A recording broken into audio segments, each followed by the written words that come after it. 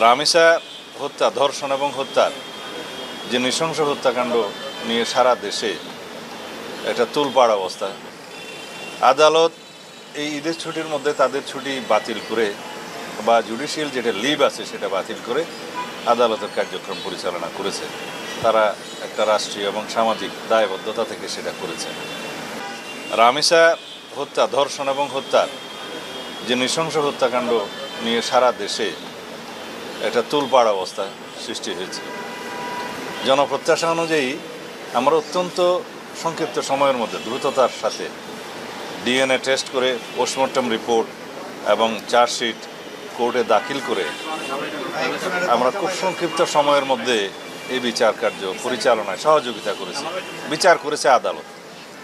একটা কিশোরী হত্যা ধর্ষণের পরে নদীতে ফেলে দিয়েছিল, কোনো ক্লু পাওয়া যাচ্ছিল না, সেটাও খুব সংক্ষিপ্ত সময়ের মধ্যে পুলিশ আসামি গ্রেপ্তার করে তদন্ত করে তারা স্বীকারোক্তিমূলক জবানবন্দি দিয়েছে আসামিরা।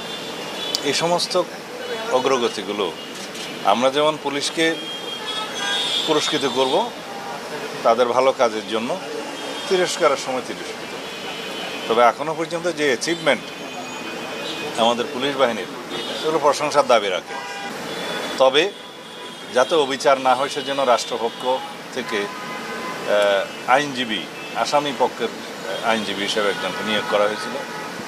সাক্ষী প্রদান করা হয়েছে, চিকিৎসক সাক্ষী দিয়েছেন, পুলিশ সাক্ষী দিয়েছে।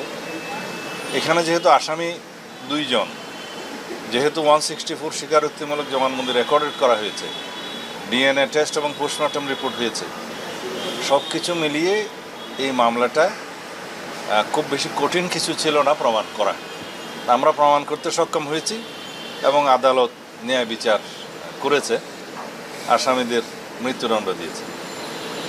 এখন আমরা বলতে পারি যে বাংলাদেশের এই বিচারিক ইতিহাসে এবং পুলিশের গ্রেপ্তার এবং তদন্তের কার্যক্রমের ইতিহাসে এটা একটা মাইল ফলক।